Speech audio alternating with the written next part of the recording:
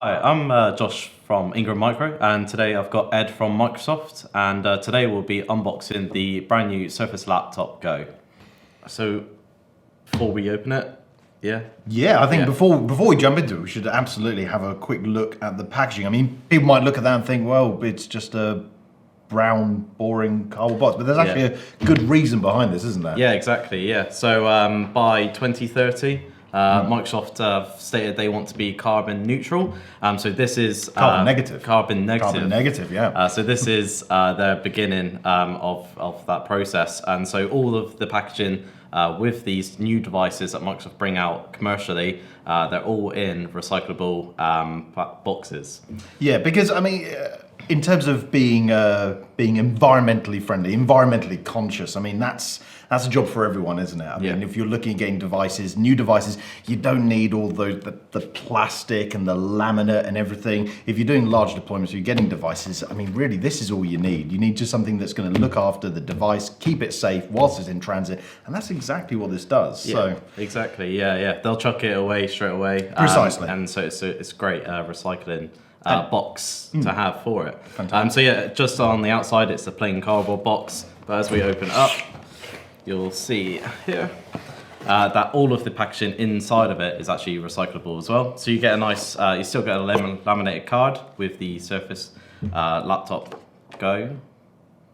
Sorry, that's wrong. That's a Go 2. Is that a Go 2? Oh, don't tell me I brought up the wrong device. Yeah. Have I brought the wrong device?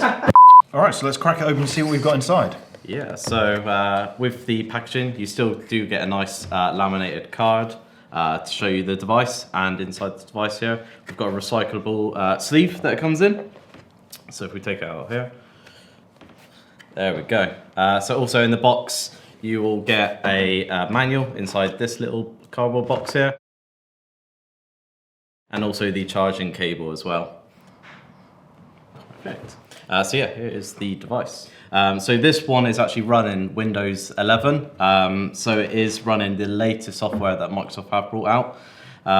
So yeah. And that's actually quite an important thing because again, with Windows 11, Microsoft did change the specifications of the devices that can actually run Windows 11. So it's really good that a device like this, which again is relatively low cost, can actually run Windows 11. So no problems with, again, getting this set up with the latest OS. Yeah, exactly that. And it does ship with Windows 10 Pro.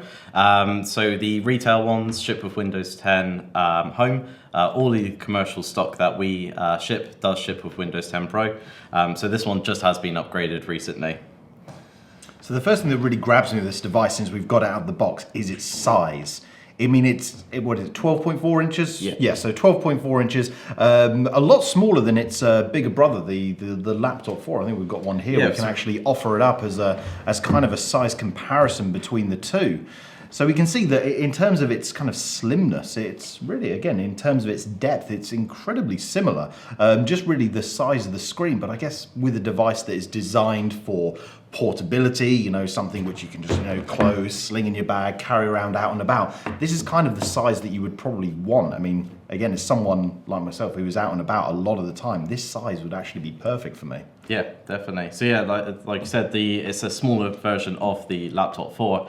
So this is the 13-inch, this is the 12, and over there we've actually got the 15-inch as well. So you can see all the size comparisons.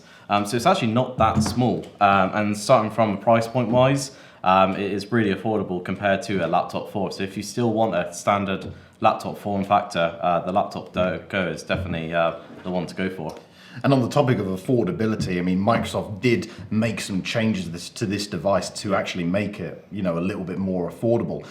First of all, in terms of the materials. Now, when I was holding the device earlier, on the top of the keyboard and the top of the lid of the device, it's still the same alloy material that you would get on all other Surface devices, but on things like the underside of the device, it's actually plastic. And all of the plastics on this device have actually been recycled, so it's recycled material. So again, on that sustainability message, not just the packaging, but the devices themselves are designed to be sustainable. And I think that the Laptop Go is a fantastic example of that. And of course, it does keep the costs down. Yeah, definitely. Another price point to bring the costs down was they actually removed the Windows Hello feature. Yes. So instead, what we've got now is on the power button is a fingerprint reader.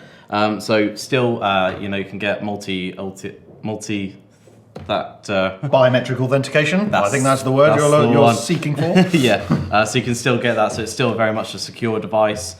So if people do want that additional security level, it does have a fingerprint reader. Of course, yeah, again, security, I mean, that's always a hot topic of conversation, regardless of the time of year. But of course, having a secure device, and with losing the facial recognition camera, at least biometrics is still a thing. So it is still absolutely a secure device, like all Surface devices are.